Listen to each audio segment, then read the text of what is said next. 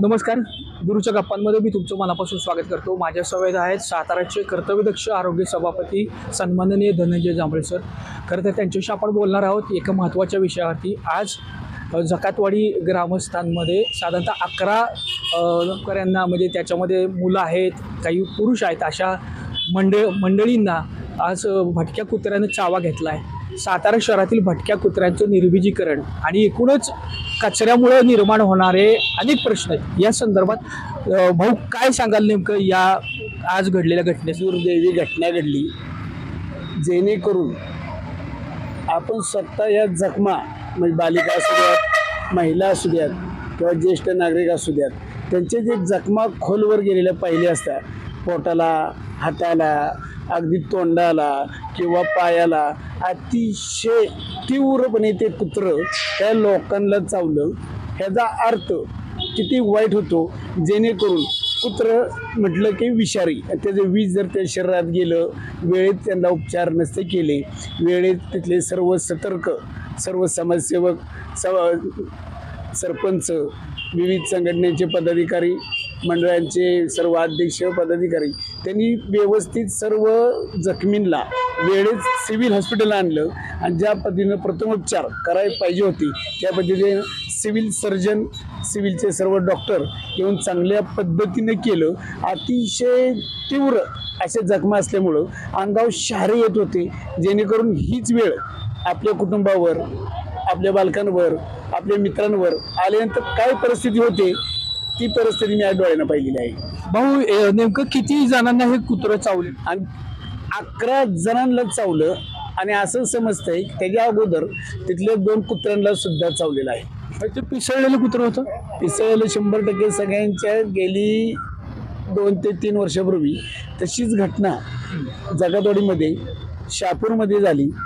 ज्या पद्धतीनं औषधोपचार, वेळेत उपचार न केल्यामुळं ती व्यक्ती मयत झाली, शहापूरची जगातवाडीची. त्यामुळे जगातवाडीकर कुत्र्यांच्या बाबतीत पूर्ण सतर्क आहेत.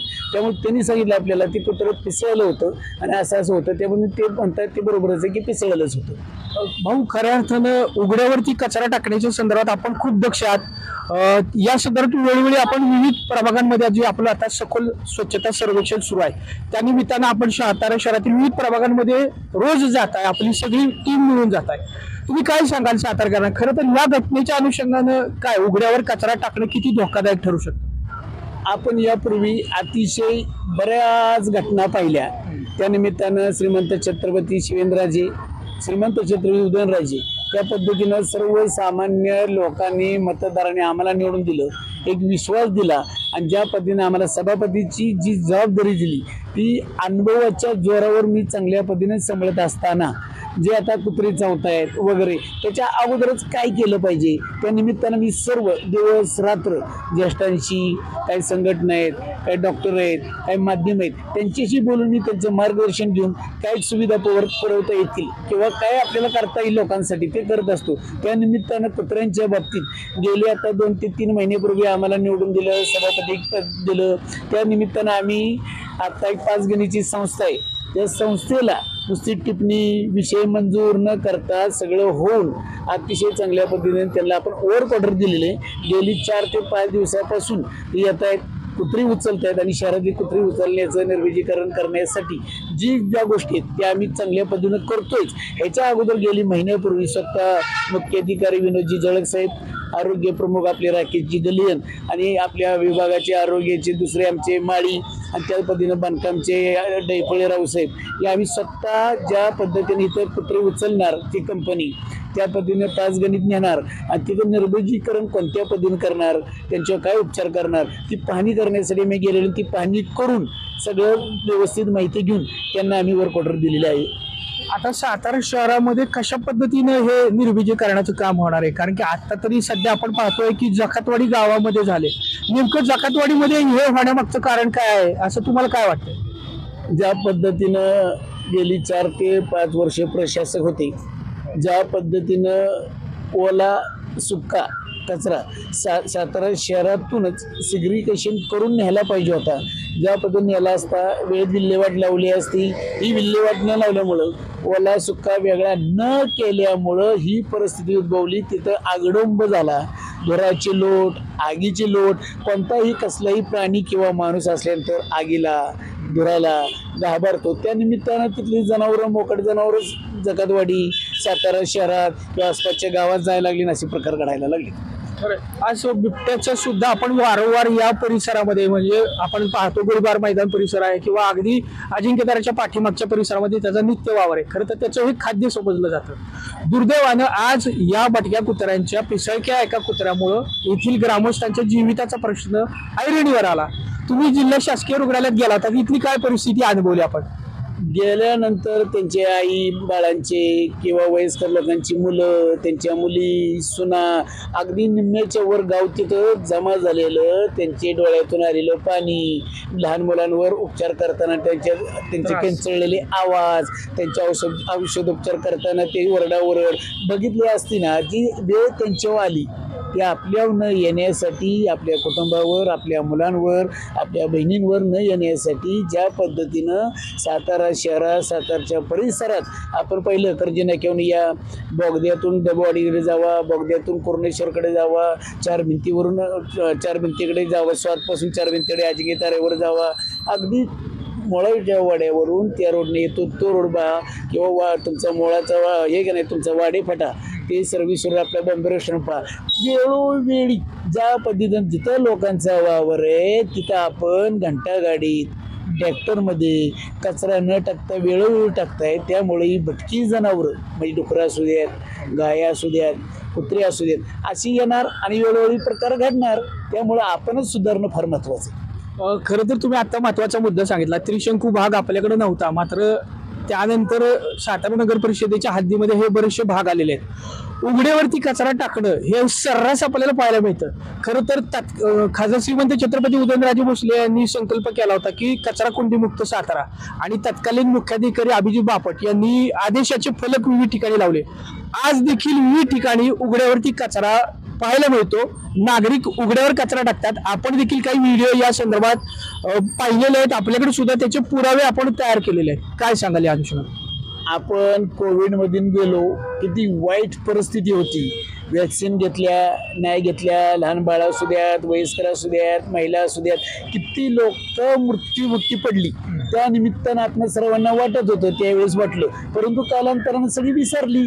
त्याच पद्धतीनं कचरा मुक्त किंवा कचरा कुंडीमुक्त सातारा शहर करण्याच्या दृष्टीने अतिशय चांगल्या पद्धतीनं दोन्ही महाराजांनी असू द्यात, मुख्याधिकाऱ्यांनी असू द्यात, चांगल्या पद्धतीनं पावले उचलली. जेणेकरून कचरा कुंडी ठेवली, फुल व्हायची, वसंडून व्हायची, आणि त्यानंतर कुत्री गाया याची वेळोवेळी अपघात व्हायचे, कुत्री चावा घ्यायची, लोकांना रस्त्याला चालता येत नव्हतं. या पद्धतीनं आपण ते कचरा मुक्त किंवा कुंडीमुक्त सातारा केला. परंतु कुंडीमुक्त सातारा करत असताना वेळोवेळी आपण सखोल स्वच्छता अभियान राबवतोय. जेणेकरून आता हद्दवाडीमध्ये नवीन भाग आला, जेणेकरून त्यांची कामं वड्याची, नाल्याची, तुमच्या चेंबरची किंवा रस्त्याची चांगल्या पद्धतीने कामं करतोय. काम झाल्यानंतर वेगवेगळ्या आपण फवारण्या करतोय, तिथं सूचना फलक लावतोय किंवा वेगवेगळ्या माध्यमातून लोकांना समजावायचा प्रयत्न करतोय. घंटागाडी, किन्नर असू द्या, ड्रायव्हर असू द्यात, कर्मचारी नगरपालिका असू द्या, वेळोवेळी त्यांना विनंती करतायत. तरी सुद्धा वेळोवेळी आपण कचरा टाकतोय. जिथं लोक फिरतोय तिथंच कचरा टाकत असू तर तिथं जनावर येणार, जनावर कुत्र्यासारखी वगैरे येणार, अपघात होणार. या गोष्टीला सामोरं जायचं नसेल तर 100% कचरा हा घंटागाडी आणि ट्रॅक्टरमध्येच टाकला पाहिजे. खरं एक सांगा की सातारा शहरामध्ये आपण आता पाहिलेलं आहे की आपलं वाढतं नागरिकीकरण झालेलं आहे. आपण चांगल्या पद्धतीच्या सुविधा देतात, घरोघरी घंटा गाड्या येत आहेत. अतिरिक्त नगरपालिकेचे जे ट्रॅक्टर आहेत किंवा अन्य वाहन आहेत यासाठी देखील आपण तरतुदी केलेल्या आहेत आणि त्या माध्यमातून कचरा संकलन केलं जात आहे. आज सातारा शहरामध्ये सोनगाव कचरा डेपो हा एकमेव आहे. या ठिकाणी खरं तर वाढत्या नागरिकीकरणामध्ये या आपल्या सातारा शहराचीच कचऱ्याची म्हणजे कॅपॅसिटी ही ओव्हरबाईंग झालेली आहे. म्हणजे आपण म्हणतो ओव्हरफ्लो कचरा डेपो तयार झालेला आहे अशा पद्धतीचा. यामध्ये काही अन्य ग्रामपंचायतीचा कचरा येत असल्याचं समजतंय. या अनुषंगाने आपण काय नेमक्या उपाययोजना करत आहात किंवा करणार आहात? आपल्याला माहिती आहे शहराची लोकसंख्या त्यानंतर झालेली हद्दवाढीतली लोकसंख्या, जेणेकरून सातारा शहराच्या लगत असणाऱ्या 10 ग्रामपंचायती आपल्या कचरा डेपोमध्येच कचरा टाकतायत. ज्या पद्धतीनं सिग्रिगेशन व्हायला पाहिजे होतं, विल्हेवाड वेगळ्या पद्धतीने लावायला पाहिजे होती, ती लावली गेली नाही. परंतु आताच्या परिस्थितीत आम्ही निवडून आल्यानंतर वेळोवेळी आम्हाला नेत्यांच्या, तुमच्या सर्वांच्या मार्गदर्शनाखाली सिग्रिगेशन आम्ही चालू केले. ओला सुका कचरा चालू केलेला आहे, जेणेकरून घंटागाड्या असू द्यात, ट्रॅक्टर असू द्यात, डंपर असू द्यात, वेगवेगळे ज्या गोष्टी कचऱ्याच्या निमित्तानं नगरपालिका लागतात ते उपलब्ध आपण गेल्या मिटिंगला सगळे विषय मंजूर केले.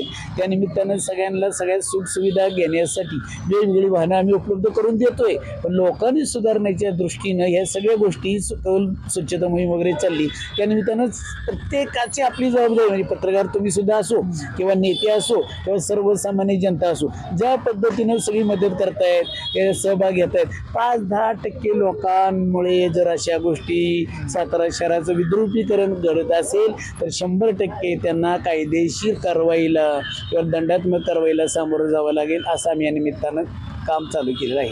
भाऊ, तुमच्याकडे खरं तर आरोग्य विभागाचा पदभार आल्यापासून तुमची वेळोवेळी रस्त्यावर उतरून काम करणारे सभापती अशी तुमची ओळख झालेली आहे. सगळ्यांच्या दृष्टीनं तुमचं काम निश्चितच कौतुकास्पद आहे.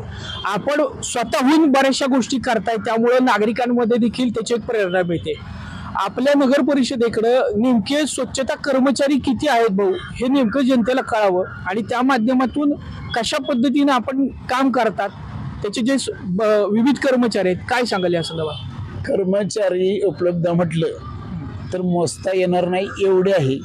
परंतु ज्या पद्धतीनं कर्मचाऱ्यांनी काम करायला पाहिजे होतं किंवा आता करतायत, आम्ही आल्यानंतर त्यांच्या वचक बसवणे, त्यांना चांगल्या पद्धतीनं सूचना करणे, जेणेकरून आपलं सातारा नगरपालिका आपली बाबा दैवत आहे, तिथं आपला उदरनिर्वाह होतो. जेणेकरून ती जिवंत राहिली तरच आपला उदरनिर्वाह किंवा आपला रोजीरोटीचा प्रश्न सुटणार आहे. त्या निमित्तानं आपण वारसा हक्काने पाहतोय.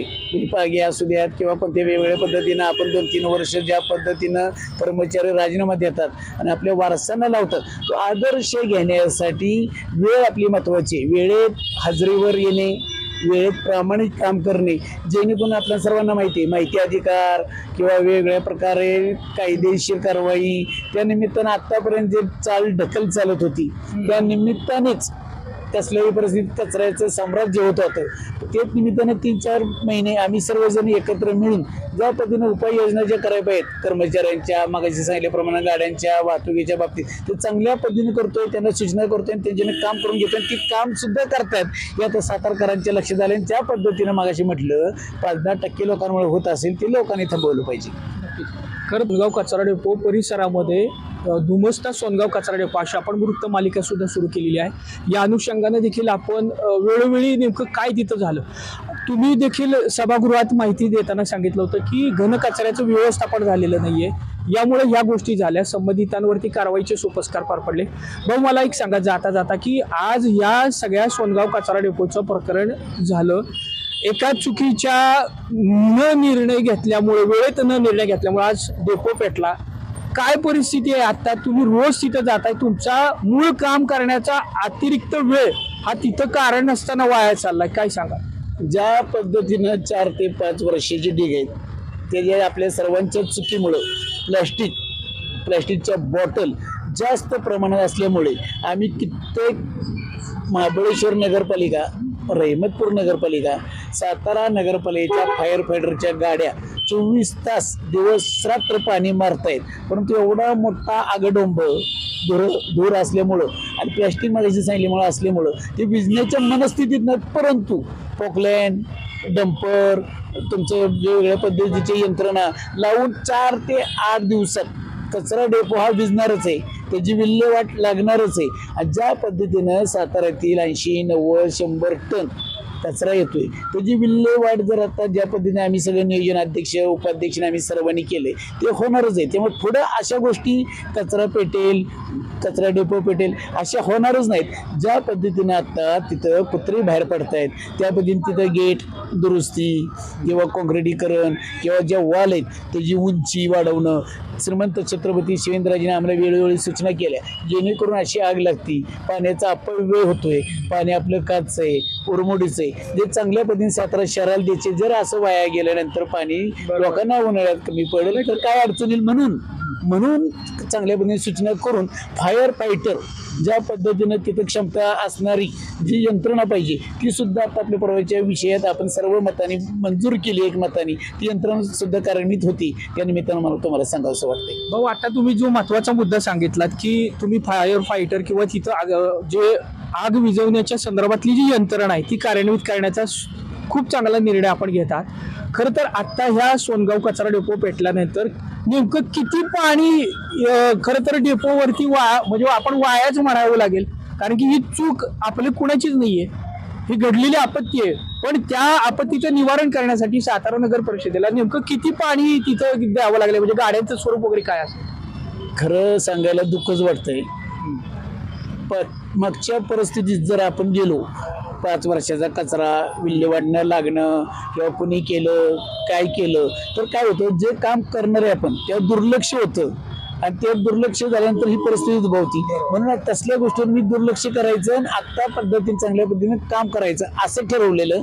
परंतु किती पाणी गेल्यापेक्षा किती आग भिजली, त्या निमित्तानं तिथं रोगराई धुराच्या बाबतीत आपण सोनगावची जगादोडीची यात्रा, ते येणारी पाहुणे रावळी, तिथल्या बालकांना वयस्कर लोकांना किती त्रास झाला हे महत्वाचं होतं. त्यांचा त्रास थांबवण्याच्या दृष्टीनं किती खर्च होऊ द्या, सातारा नगरपालिका चांगल्या पद्धतीने वेळेत केला असता तर कमी खर्च झाला असतो. परंतु आता काय खर्च झाला आहे, परंतु आपल्यासाठी केलाय, त्या पद्धतीने खर्च केल्याशिवाय पर्याय नव्हता. किती गाड्या झाल्या, काय झाल्या, ह्याच्या पुढे अशी परिस्थिती उद्भवणार नाही, त्याची काळजी आपण सर्वजण घेऊया. भाऊ, आता एक शेवटचा प्रश्न की आज सोनगाव कचरा डेपो बुमजतो आहे, त्याचं काम आपण चांगल्या पद्धतीने हाती घेतलेलं आहे, बऱ्या प्रमाणात नियंत्रणात आणण्याचं काम झालेलं आहे, संबंधित दोषींवरती कारवाईचे सोपस्कार झालेले आहेत, संबंधित ठेकेदार मुक्तेदारांवरती पण ब्लॅक लिस्टेड केलेलं आहे, त्यांच्यावरती गुन्हे दाखल झालेले आहेत. या सगळ्या गोष्टी आता पुढे येतीलच. मात्र आता जी घटना घडली की भटक्या कुत्र्याच्या चावण्यामुळं ते पिसळलेलं आहे, त्याचा परिणाम तिथल्या ग्रामस्थांना सोसावा लागलाय. अशा पद्धतीनं सातारा शहरामध्ये कुठली गोष्ट यापुढे घडू नये म्हणून तुम्ही निर्विजीकरणाची भूमिका घेतलेली आहे. पाचगणीच्या संस्थेला आपण या पद्धतीचं काम दिलेलं आहे. आता हे काम सुरू झालेलं आहे, प्रगतीपथावर आहे, काय नेमकी त्याच्या संदर्भातली गोष्ट आहे? आता मी याच वेळेला तुम्हाला सांगितलं असतं, टिप्पणी बनवायचे, विषय मंजुरीला घेणार, त्यानंतर टेंडर प्रक्रिया होणार, परंतु आम्ही त्यांना वर्क ऑर्डर दिले. 4 दिवसापूर्वी काम चालू झाले, माझ्याकडे फोटो पकडताना वगैरे. त्यामुळे ह्याच्या पुढं अशा घटना घडणार नाहीत, जेणेकरून पहिल्यांदा सर्वच नगरसेवकांची नगराध्यक्षांची मागणी ते कुत्र्यांचा विषय करा. त्या पद्धतीने केल्यानंतर पहिल्यांदा आम्ही जे प्रयत्न करणार आहे की सातारा शहरात जिथं जिथं लोकांना ज्या कुत्र्यांनी पिसाळलेले आहेत, चावा घेतलाय, ती प्राधान्यानं आम्ही पहिल्यांदा उचलणार आहे. आणि जेणेकरून नंतर लूट भरलेले असू द्यात किंवा एक्स्ट्रा कित्येक वर्ष काही वेळेस त्यांनी प्रयत्न केले पकडायची, ती कुत्रे आम्हाला सापडली नाही, ती आमच्या डोक्यात आहेत, कुठं कुठं आहेत ती ठिकाणं आम्हाला माहिती आहेत. जेणेकरून गेली 10 वर्ष मी सातारा नगरपालिकेच्या हद्दीत वडे, नाले, कुत्री स्वच्छता याचा अभ्यास चांगल्या पद्धतीने केलाय. त्यामुळे मला माहिती कोणती कुत्री कुठे आहेत, ती उचलायचा कार्यक्रम आता चालूच आहे. ती जी चावत आहेत, पिसाळ आहेत, त्यांना पहिलं प्राधान्य आम्ही पहिल्यांदा उचलतोय. नंतर ती दुसरी कुत्री उचलल्यानंतर हे टेंडर संपलं तरी दुसऱ्या टेंडरची प्रक्रिया चालू आहे, जेणेकरून 4 ते 5 वर्ष ही सलग मोहीम राबवल्याशिवाय, शस्त्रक्रिया केल्याशिवाय हे कुत्र्यांची जी आता जे म्हणजे वाढ झाली ती थांबणार नाही. हे आम्हाला सर्वांना माहिती आहे. कुत्रे उचलण्याचं काम 4 ते 5 वर्ष चालणार आहे. त्यामुळे सातारा शहरातील नागरिकांनी घाबरून न जाता ज्या पद्धतीनं आम्हाला निवडून दिलंय याचा विश्वासानं आम्ही चांगल्या पद्धतीनं काम करून विश्वासाला सार्थ राहून अतिशय चांगल्या पद्धतीने काम करणारे आपण सर्वांनी लक्ष ठेवलं गेलं पाहिजे. खरं तर हे होते सातारचे कर्तव्यदक्ष आरोग्य सभापती धनंजय जांभळे. यांच्याशी गुरुच्या गप्पांमध्ये त्यांनी आपल्याला वेळ दिला. खरं तर त्यांना विनंती केली होती आणि त्यानंतर ते आपल्याला या कार्यक्रमामध्ये उपलब्ध झालेले. त्यांच्या कामाच्या व्यापातून त्यांनी आपल्याला हा वेळ दिला, आपल्याशी संवाद साधला. साताऱ्यातील अत्यंत महत्त्वपूर्ण असलेलं आरोग्य विभाग त्याचे खरं तर दायित्व त्यांच्याकडे आलेलं आहे. त्या दायित्वाच्या माध्यमातून त्यांचं काम सुरू आहे. जकातवाडी येथे घडलेल्या एका अपघातामुळं येथील ग्रामस्थांच्या मनामध्ये निश्चितच आधीच डेपोमुळे त्यांना त्रास आहे, त्याच्याबरोबर आता ह्या भटक्या कुत्र्याने चावलं, तिथल्या 11 जे मुलं आहेत, युवक आहेत किंवा वृद्ध लोक आहेत, त्यांच्या घरामध्ये देखील परिस्थिती. आज स्वतः आरोग्य सभापती यांनी जे जिल्हा शासकीय रुग्णालयात ते स्वतः हजर होते, त्यांनी पाहणी केली, त्याचबरोबर जिल्हा शल्य चिकित्सकांना सूचना केल्या. खरं तर अशा पद्धतीनं काम प्रत्येक विभागाच्या अधिकाऱ्यांनी सभापतींकडून होणं अपेक्षित आहे. हीच खरं तर तुम्हाला निवडून दिल्याची पोच पावते. आज दोन्ही नेत्यांच्या मार्गदर्शनाखाली खरं तर भाऊंचं काम सुरू आहे आणि या घटनेच्या अनुषंगानं खरं तर गुरुच्या गप्पांमध्ये त्यांच्याशी बोलण्याचा योग आला. त्याबद्दल भाऊंचं मनापासून आभार. धन्यवाद.